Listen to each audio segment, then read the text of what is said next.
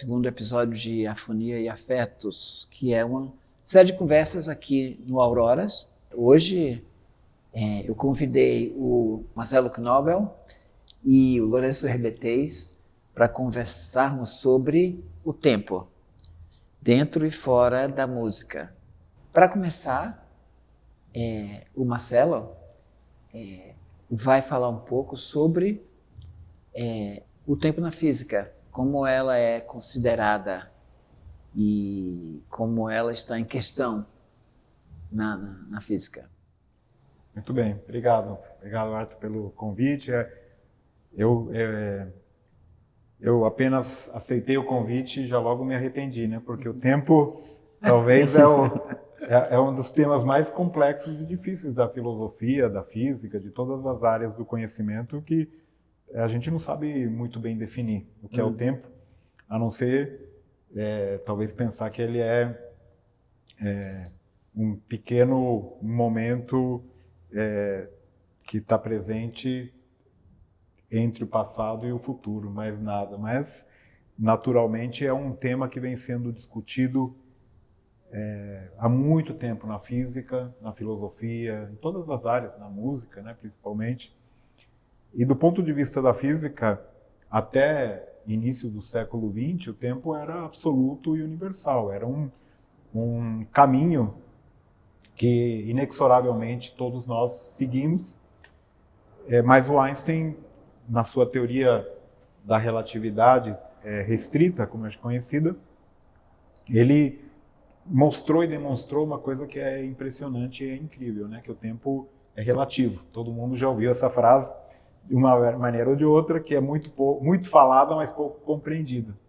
Mas aí ele tinha a questão que ele colocava era com relação às velocidades. Na nossa velocidade usual aqui, da rotação da Terra, a gente nem percebe essa mudança no tempo. Mas quando a gente vai se aproximando de velocidades próximas à velocidade da luz, o tempo ele dilata, o tempo passa mais devagar. Então tem um velho e conhecido paradigma, né, que é o exemplo dos gêmeos, né, que um gêmeo nasce junto com o outro na Terra e um deles viaja ao espaço num foguete perto da velocidade da luz. Quando ele volta à Terra, o irmão dele já é velhinho e ele ainda passaram poucos anos ou pouco tempo para ele.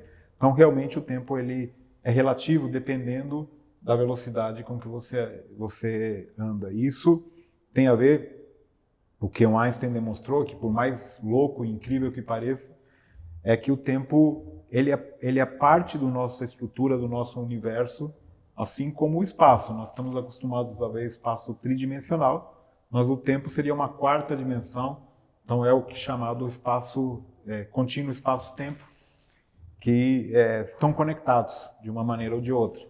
E conforme você muda essas variáveis mudam juntas, então de uma maneira ou de outra estão muito conectados.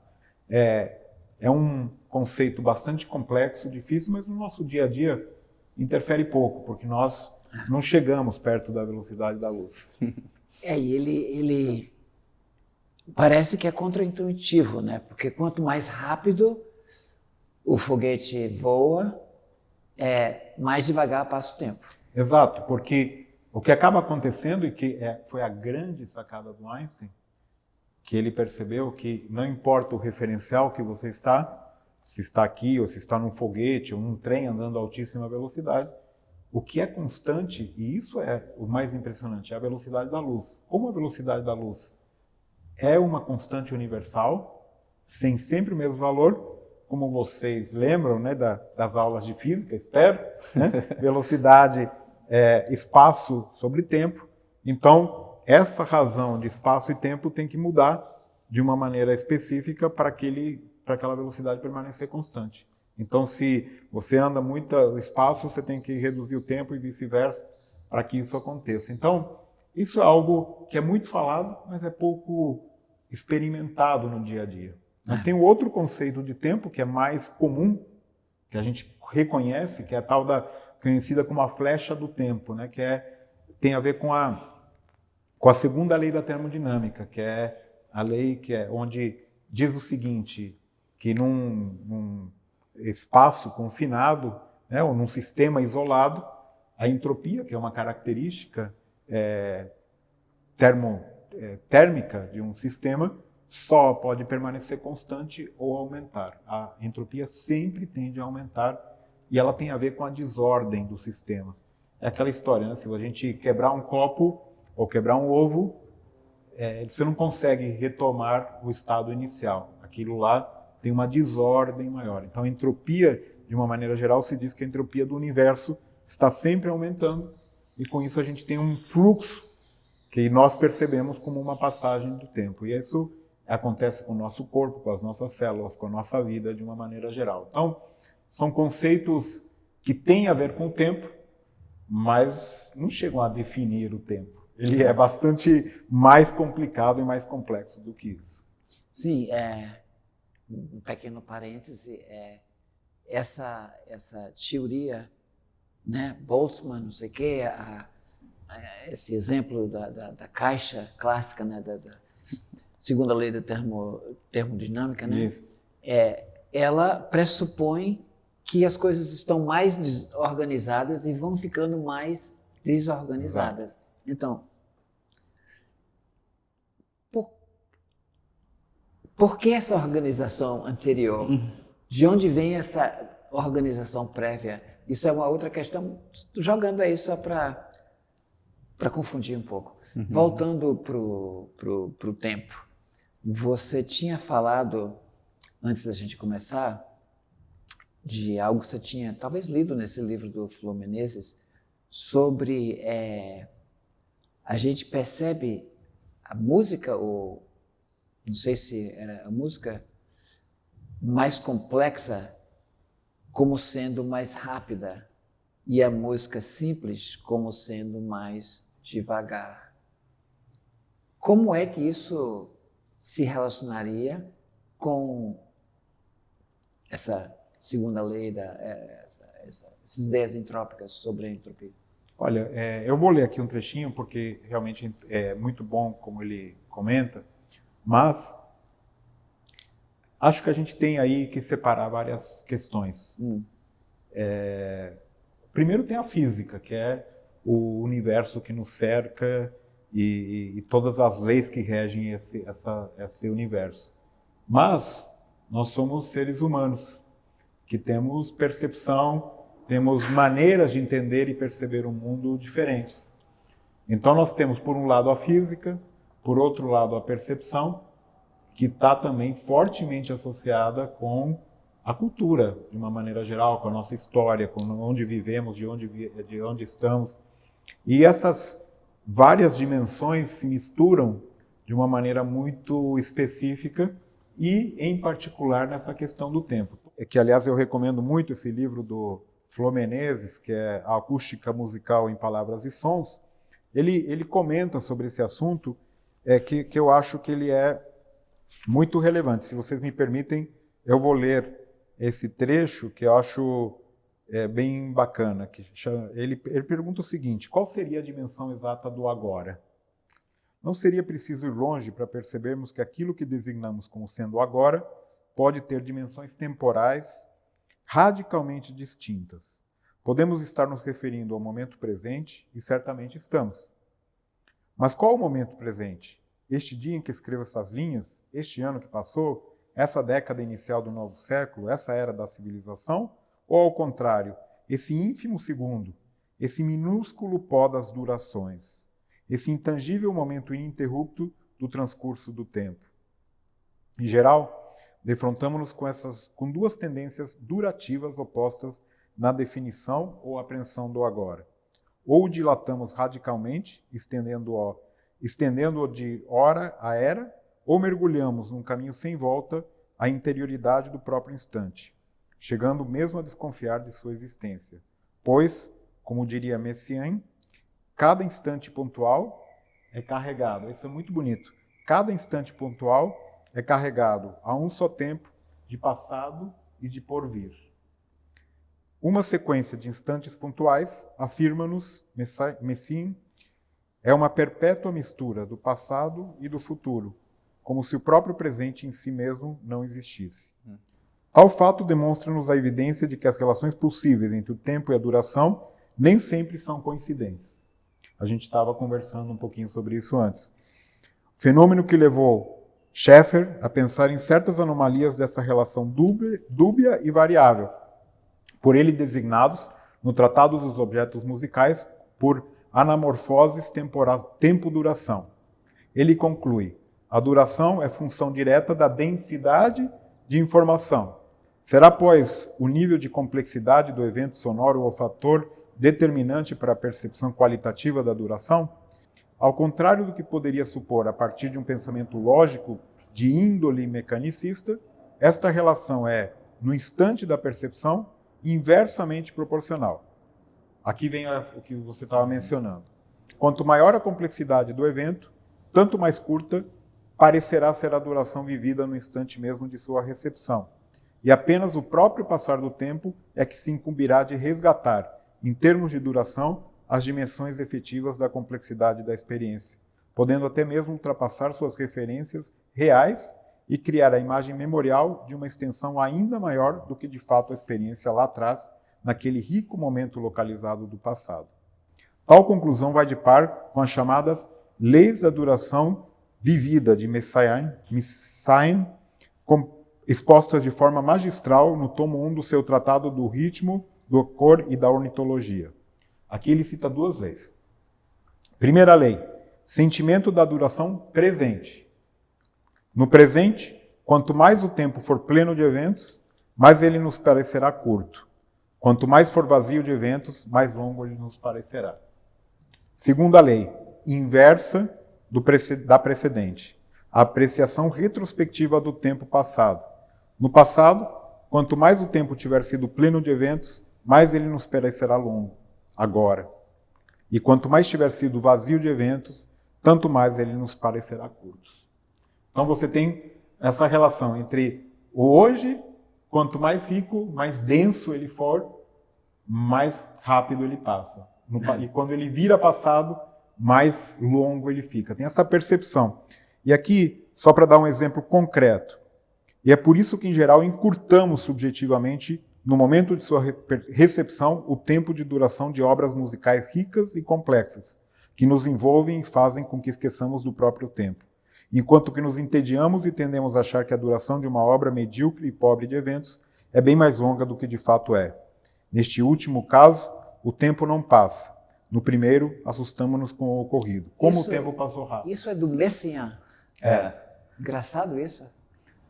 Então, nisso consiste a diferença qualitativa colossal entre uma poética musical minimalista e uma outra de cunho maximalista.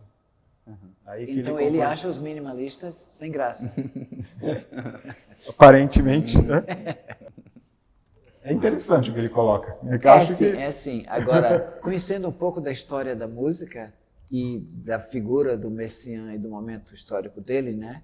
Então, ele faz parte de um momento de complexificação, né? Tipo do serialismo, não é isso?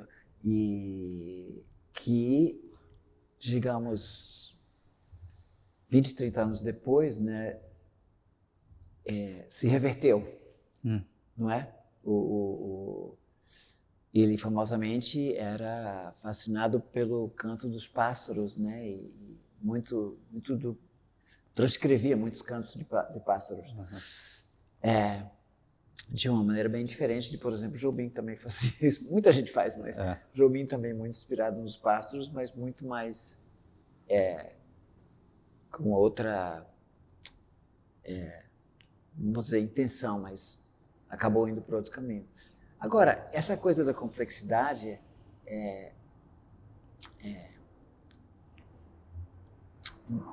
como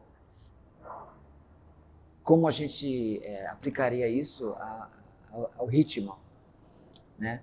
Se de fato, porque na nossa experiência de ritmos mais complexos, eles não necessariamente passam mais rápidos. O que é que você... Eu não sei, eu acho que na música o tempo é a matéria da música, né? Isso é uma coisa que é muito falada. A música é uma arte que acontece no tempo. Então eu sinto que essa elasticidade, essas diferentes percepções e ao contrário da física, ela é muito experimentada, né? E acho que na música popular, que é mais a nossa área, eu acho que os músicos jogam o tempo todo com distorções do tempo, principalmente numa escala das subdivisões e tudo mais, né? Então eu não sei se a coisa de passar mais rápido ou mais devagar, mas certamente você está sempre jogando com esse tipo de tensão, né? Parece quase ser o contrário. Que, por exemplo, você imagina dançar um ritmo simples. Um ritmo simples, um batistaca, uma música que chama de música eletrônica, que é uma redução da ideia do que seria uma música eletrônica, mas o que a gente chama de música eletrônica, né? Bum, bum, bum. Aí o corpo mais ou menos tem que fornecer ali as subdivisões, porque a música não está oferecendo subdivisões. Agora, você vai dançar um samba, um funk americano, sabe, que é cheio de polirritmias, tem muitos ganchos em que o corpo pode se agarrar, é, de alguma forma, uma experiência mais lenta e o tempo se expande um pouco, que é um pouco o oposto dessa verdade. Seria uma outra, sabe, seria uma outra maneira de agrupar esses fatos. Sei. Mas essas experiências que você gosta de fazer com os micro-ritmos e as diferentes maneiras de interpretar um ritmo, né? São interessantes para mim, porque esses micro-ritmos são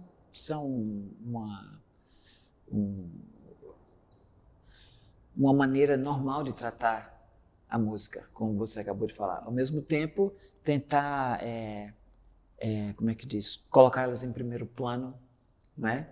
E que a gente possa desfrutar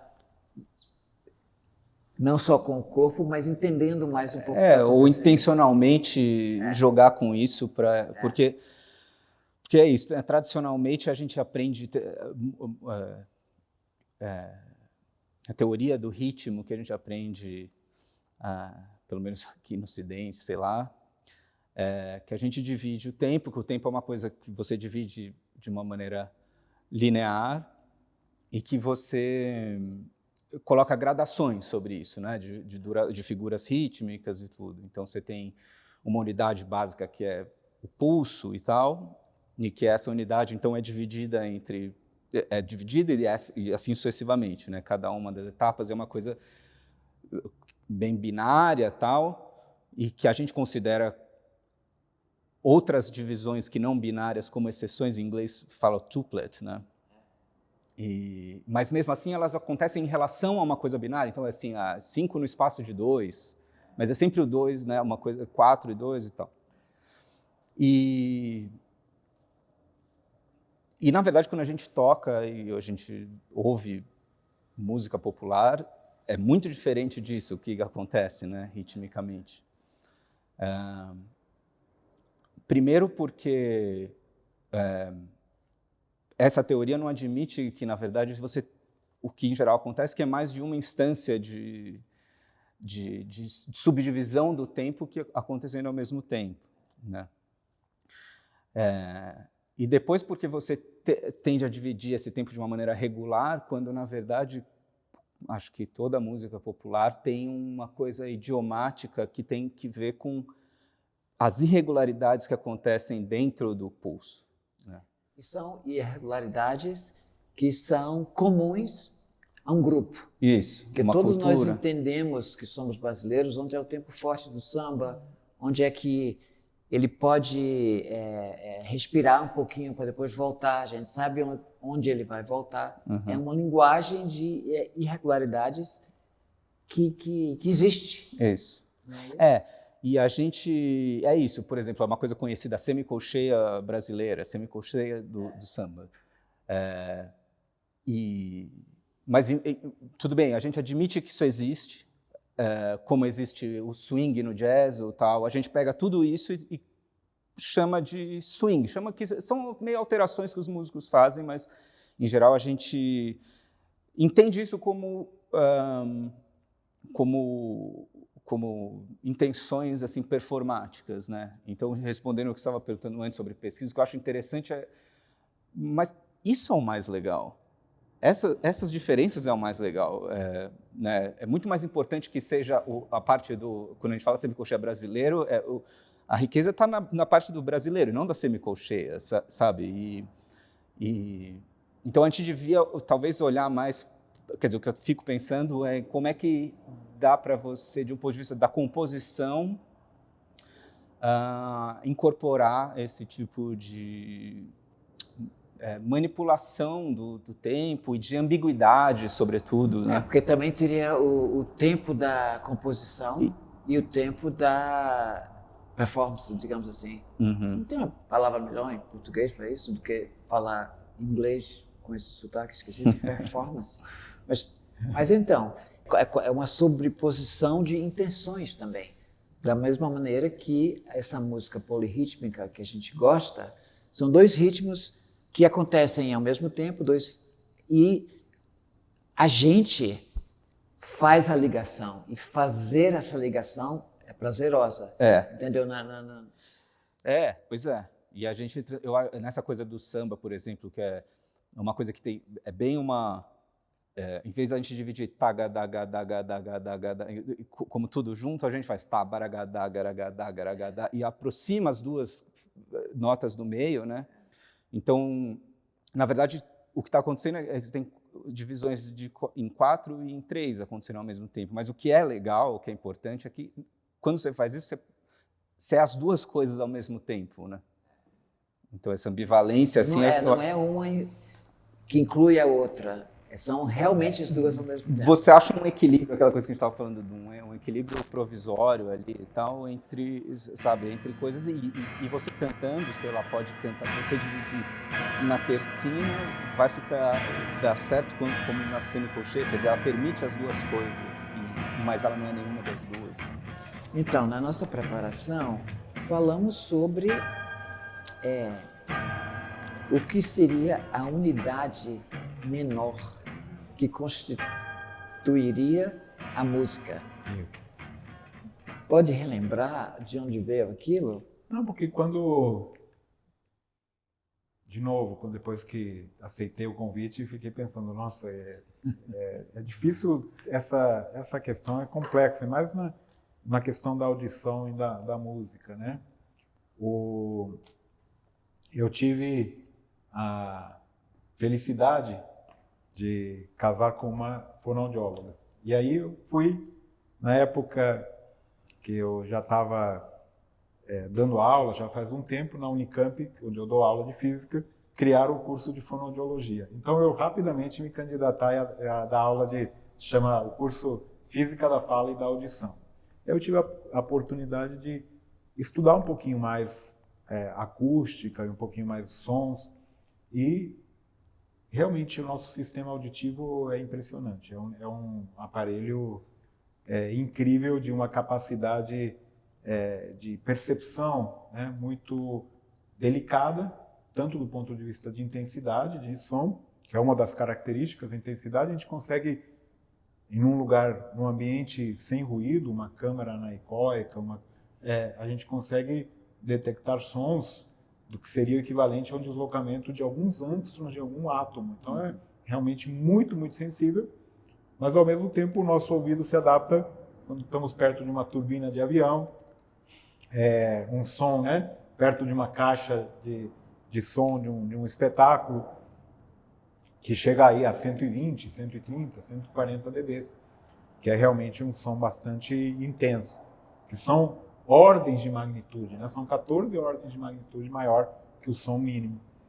E, ao mesmo tempo, a gente consegue decifrar a altura, né, que é o pitch, a gente consegue decifrar o timbre, né, que cada instrumento tem, que cada voz tem.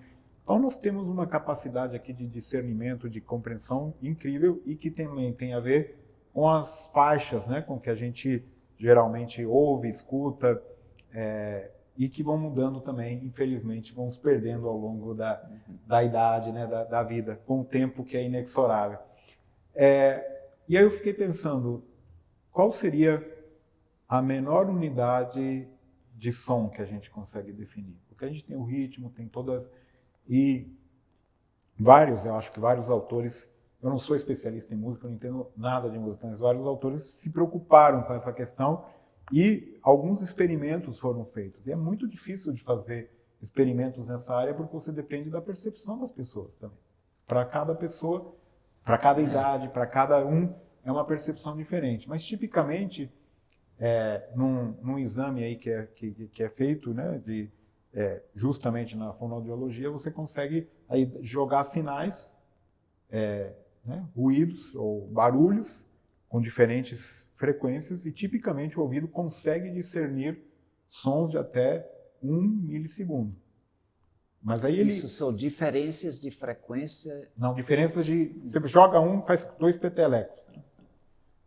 A distância entre eles de 1 milissegundo ele consegue diferenciar. 1 milissegundo. Mas ele não diferencia que som que é. Ele ouve como um ruído, como realmente um peteleco. Para você poder discernir, primeiro, a frequência, o pitch, né, seria a altura, né, em português, você precisa, no mínimo, uns 30 a 50 milissegundos para o ouvido conseguir discernir, porque aí você precisa várias formas de onda e um tempo para ele realmente perceber que som que é, que frequência tem.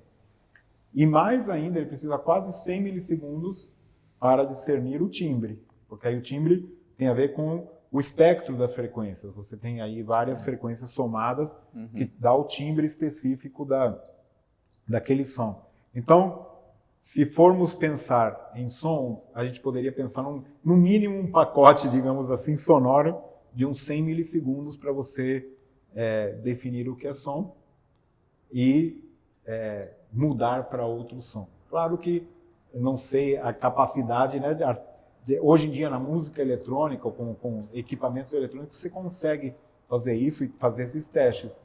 Mas é uma curiosidade que eu tinha e que, de fato, muitas vezes, quando você diminui, né, coloca esses sons abaixo de um certo limiar, você não consegue distinguir, é um som só. E muitas vezes, aí, tipicamente da ordem de 30 milissegundos, o ouvido ele distingue, mas não percebe qual que veio antes ou qual veio depois. Ele não consegue entender qual que é antes ou depois. É muito, muito rico. Isso seria útil, né? Se a gente pudesse tocar sons e confundir o presente e o passado. Exatamente, confundir o presente e o passado. Olha, cara, obrigado. Mas é engraçado, para mim faz pensar, isso faz pensar no flan, né? Então quer dizer que é um gesto, vamos dizer, musical.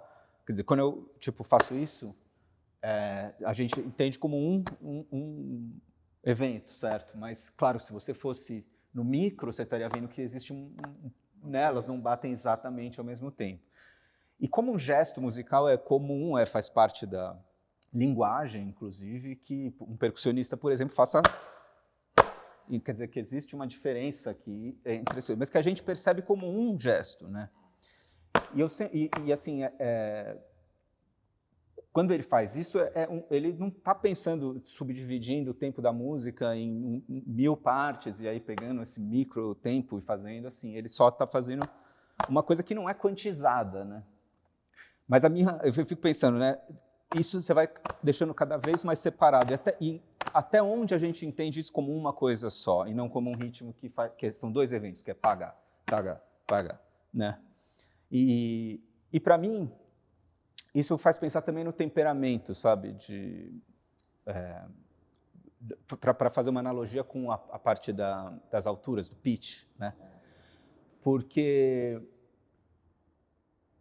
quando a gente, no nosso temperamento, que a gente faz um temperamento igual, quer dizer, igualmente desafinado, a gente afina a partir da oitava e tudo, quando a gente toca Ré sustenido e Mi bemol, a gente aperta a mesma nota no piano.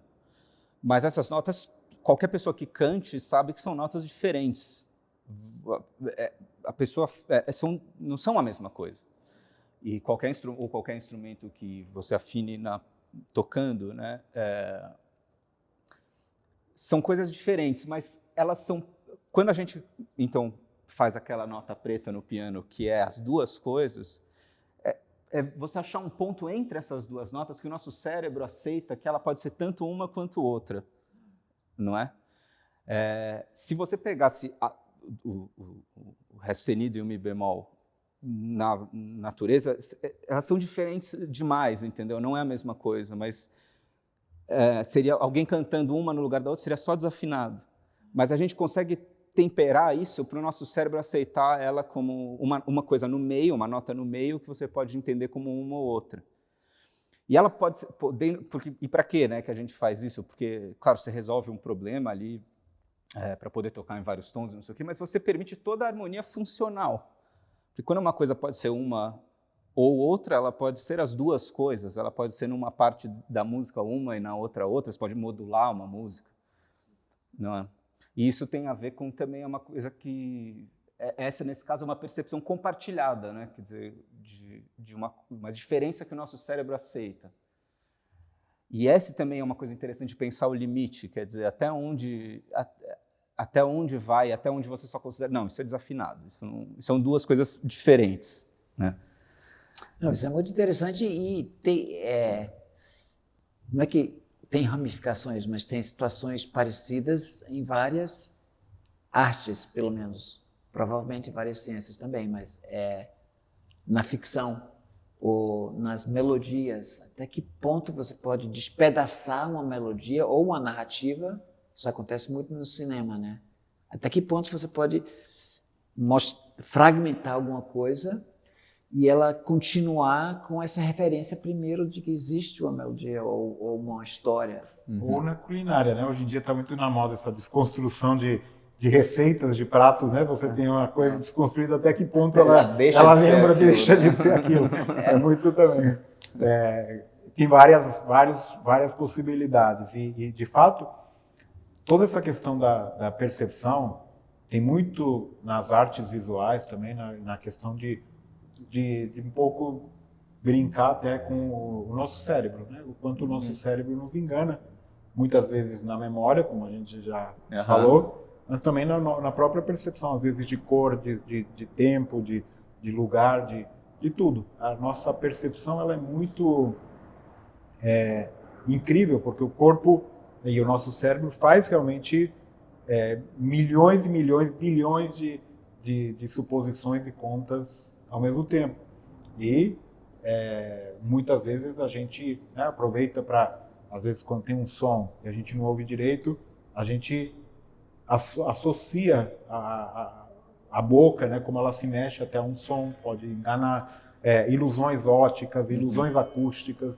Tem milhares desses fenômenos que são aproveitados e usados por tanto artistas quanto pela tecnologia, de mil maneiras possíveis. A gente estava também antes conversando um pouquinho, que eu acho um exemplo incrível, de novo, na percepção do som, que é um fenômeno lá atrás, descoberto no século XIX pelo Helmholtz, que é chamar o pitch fantasma,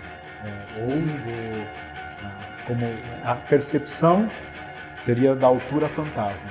E eu fiquei sabendo disso porque eu vi um artigo há uns 10 anos, numa revista de física, tentando entender esse fenômeno. Se você pega um som complexo, com diferentes harmônicos, primeiro, segundo, terceiro, vários harmônicos, se você tirar o harmônico fundamental, o primeiro harmônico, o som fica diferente, o timbre fica diferente, mas o nosso cérebro, nossa audição reconhece aquele harmônico fundamental como sendo o pitch daquele som. Pode ser uma música, pode ser... E isso foi utilizado pela indústria, né, do telefone, né, que a gente fala o telefone, mesmo com a qualidade de som dos mais velhos aqui, né, que usaram aqueles telefones bem antigos, que o som era bem ruim. Você ouve um segundo uma pessoa falando, você já sabe quem é. Porque você reconhece o timbre da voz, mesmo quando você não tem os harmônicos fundamentais.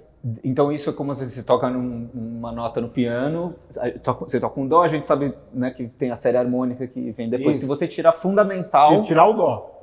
A nota fundamental, eu vi só os harmônicos, você ainda sente o dó. Sente o dó. Tipo, como... É o harmônico fantasma. E o problema como tem dor fantasma, né? Exato. E aí a questão que vinha era...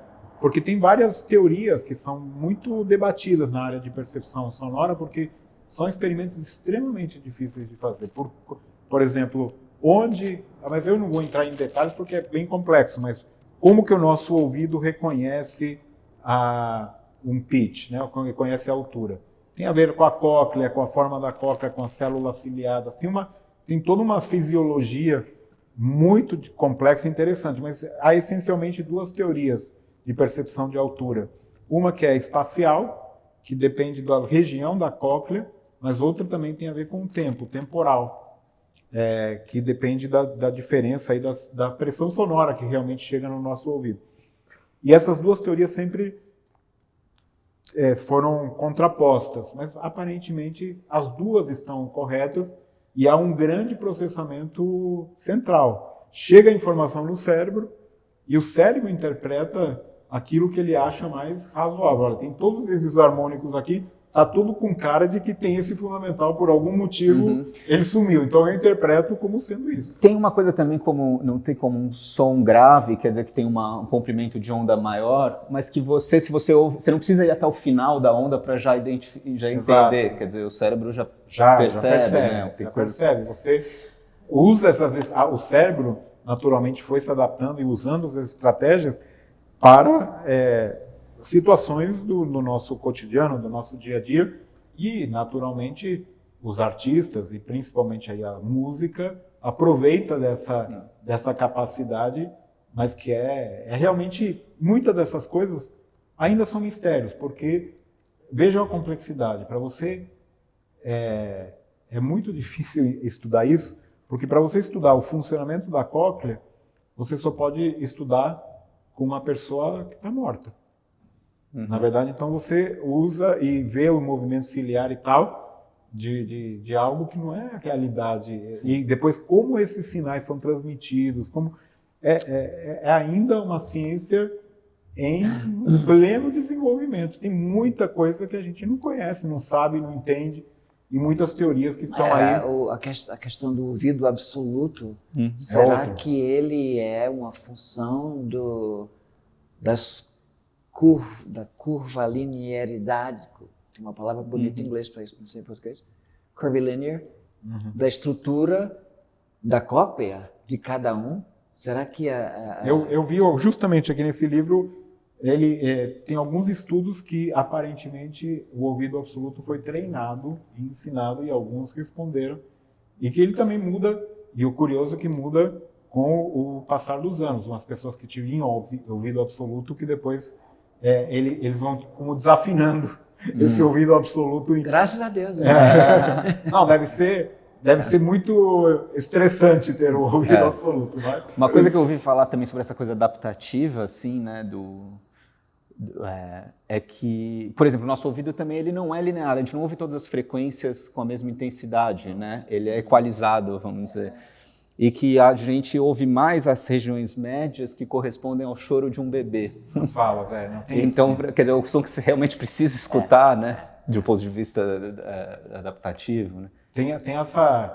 Na realidade, quando você tem uma diferença de percepção muito evidente para diferentes frequências.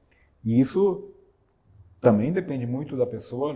Tem um padrão médio, né, que foram estudados milhões e milhões de pessoas ao longo da história e tal.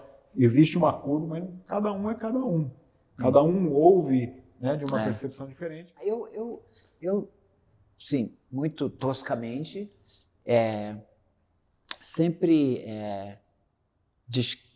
descrevi a reação do corpo ao ritmo como um reconhecimento externo de um fenômeno que a gente conhece internamente, que são a relação dos vários pulsos dentro do nosso corpo. Você falou da câmara anecoica, né, onde uma das primeiras coisas que acontece, a gente ouve o coração, o sangue, a respiração muito alto, né? E eu não sei se existe pesquisa nesse sentido, de achar uma correspondência entre digamos, o ouvido interno e o ouvido externo, né? Porque tem a questão do grave, que a gente ouve pelo corpo e não pelo ouvido. Existe o caso das pessoas que são surdas, que conseguem interpretar vibrações de uma maneira muito sutil, né? E essa relação dentro e fora eu acho muito interessante para... Não, e tem muita gente que aí na área de neurociências que associa sons a cores, vice-versa. E tem, de fato, muito no nosso organismo. Nosso organismo se acostuma com certos sons, né? E a gente ignora, senão a gente não conseguiria viver.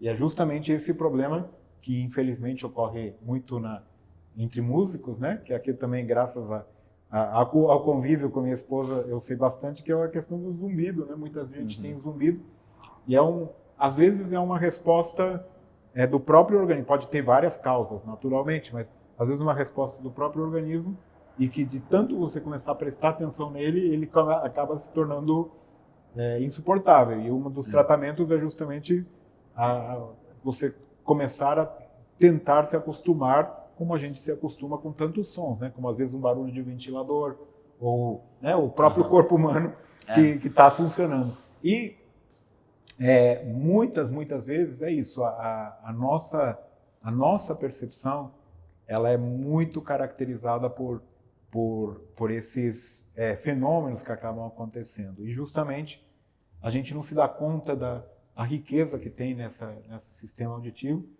E algo que também acaba acontecendo muita gente se expõe muito a sons, a barulhos extremos, e acaba não cuidando de algo que nós temos que é tão precioso. E é irreversível, né? E é completamente irreversível. Agora, tem uma coisa bonita no que você falou de como é que o ritmo, na verdade, ele corresponde, ou de alguma forma a gente associa ou entende ele, ou se relaciona com ele, porque... E aqui dentro tem algum lugar tem o pracata. Sabe uma coisa que eu fico pensando muito nesses assuntos tipo, quando a gente está de pé, né? O equilíbrio que a gente tem não é uma coisa estática, certo?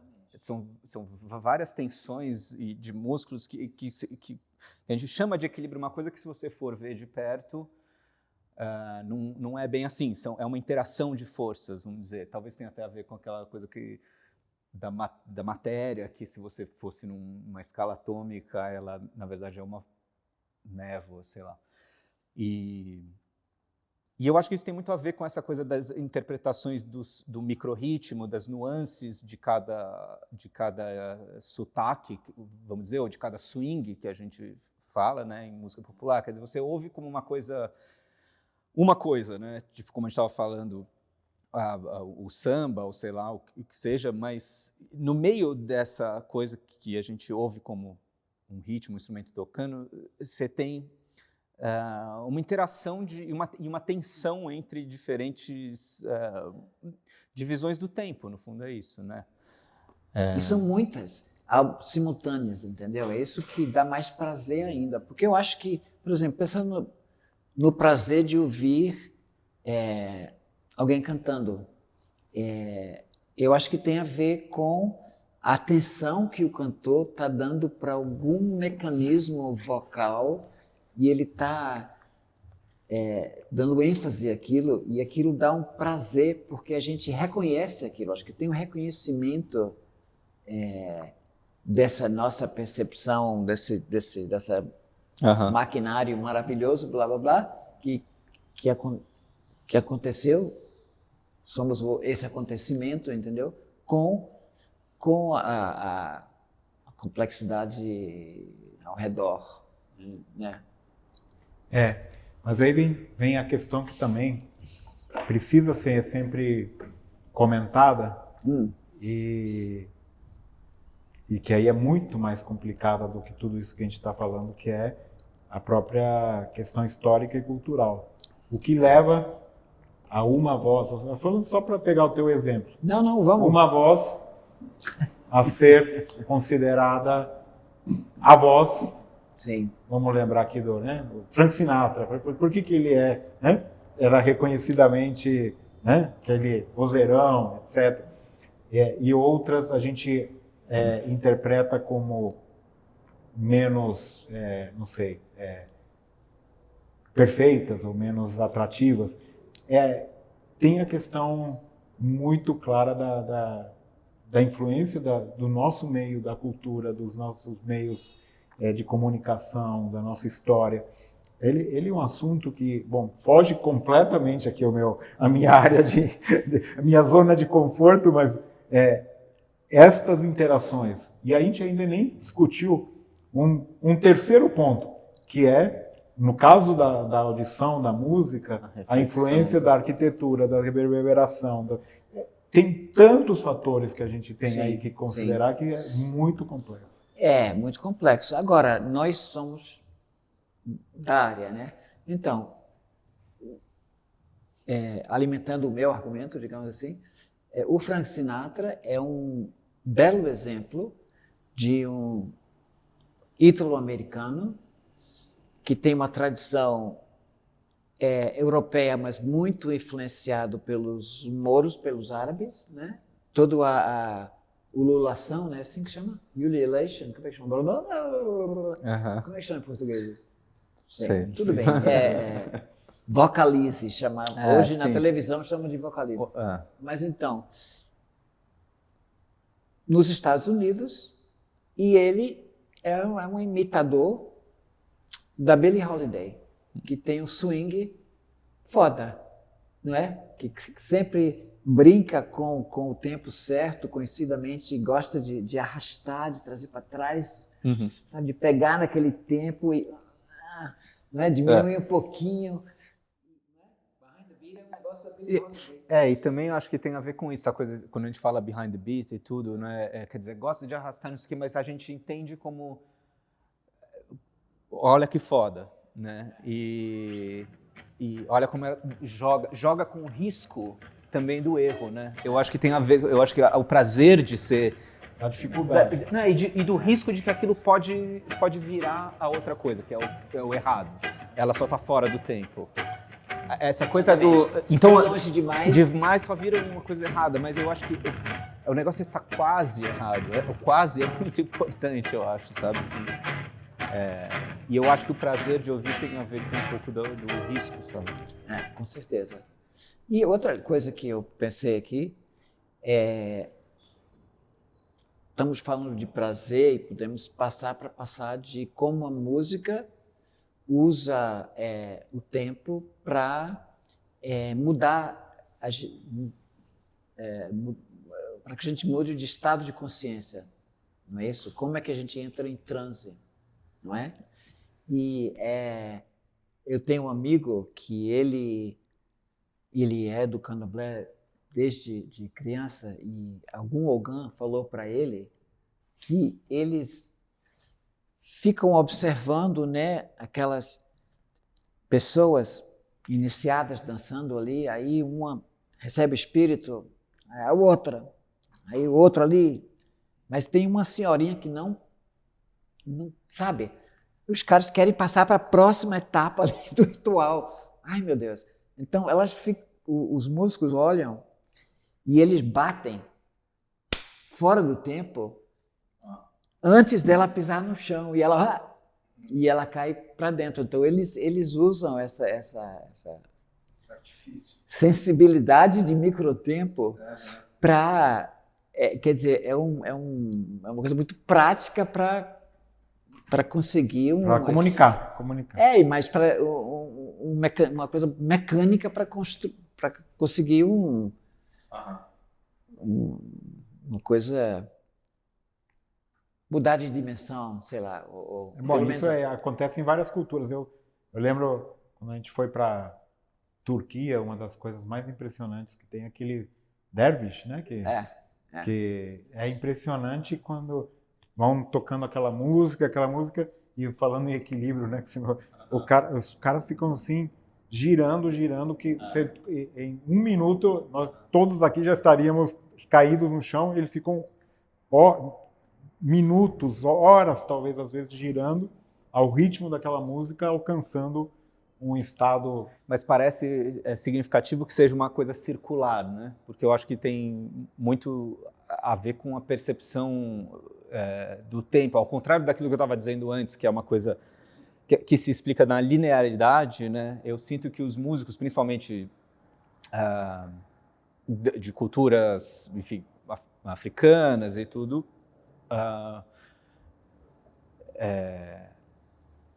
tem algo que são mais ondas, a sensação do tempo e a experiência do tempo é muito mais circular, né? Essa coisa ritual. Eu acho que uma das... Você falou antes do equilíbrio do corpo, né? Você vai de um pé para o outro, entendeu? E eu fiz uma aula, aliás, com o Naná Vasconcelos.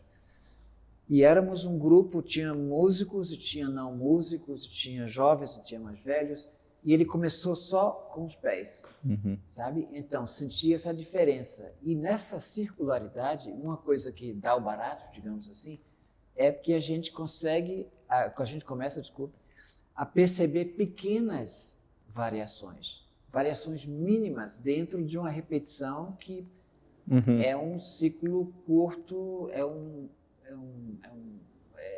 simples, não é? Eu, por exemplo, também tenho os déficits, tenho o candomblé, que é um ritmo mais complexo, mas eu assisti uns indígenas brasileiros uma vez, num evento no Sesc aqui em São Paulo, e o ritmo deles era muito básico, sabe? Mas dentro disso, com pequenas variações, depois de 15 minutos, eu estava voando, entendeu? Não sei se eu tinha fumado baseado antes, mas eu acho que não. Mas, de qualquer jeito, eu realmente senti uma diferença e eu vi com as pessoas e era uma coisa muito básica. Mas era o equilíbrio entre dois elementos mínimos. Né? E essas pequenas distorções, né, do tempo, né, que eu acho que faz... E que também reforçam, sei lá, o pulso, né? Você define como você sente o tempo, porque se você tem tipo 6 notas, né? E você é uma coisa linear, quer dizer, você não sabe, eu estou fazendo uma mais aguda só para a gente ter o ciclo.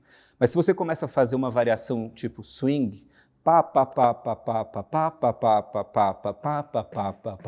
você obriga a sentir assim. Se você pega essas mesmas notas e faz isso, e faz de repente você sente em 2, entende? Quer dizer, eu sinto que, além de você mexer na coisa, nessa subdivisão, você está mudando o próprio fluxo do tempo mesmo, de onde você sente, né? A música. E muitas vezes jogar com um pouco com esta experiência prévia, com esta história de cada um e com essa sensação. Novamente, você mencionou o caso de câmaras aneicóicas, ou mesmo câmaras em silêncio, muitas vezes experimentos que foram feitos nessas condições, a pessoa fica lá alguns minutos, fica maluca, alguns né? Começam a ter alucinações auditivas, a ter certeza que alguma coisa está acontecendo. Tem gente que começa a chorar, que começa... a percepção de outros tempos, de outros silêncios, de outras realidades que a gente não está acostumado. Isso é muito interessante porque, na verdade, a característica dessa câmera é que não tem reflexão de som, não é isso? Então, porque, na verdade, e a reflexão, quer dizer, o som que sai daqui, bate ali e volta, ou seja, o tal do ΔT, né? E então, assim, a própria noção de som e tal tem a ver com um som refletido, ou seja, tem um duplo do som original que chega um pouquinho mais Exatamente, tarde. e isso já estabelece uma relação espacial, não é? Porque é a distância de onde ele reflete. E dá essa riqueza harmônica, porque ele te dá uma certa continuidade e é muito diferente. Eu não preciso falar aqui para vocês, né? Dependendo da qualidade acústica da sala que você está, o som é completamente diferente e a riqueza acústica que a gente sente é justamente dessas pequenas reverberações que a gente não consegue detectar ainda, mas que elas estão lá. É interessante que nos últimos, digamos, 20 anos, a cultura em geral, cultura ocidental, começou a prestar atenção no som, o mesmo tipo de atenção que prestava para o visual, entendeu? E na linguagem. E o número de estudos sobre o som e da relação do som com N áreas cresceu muito.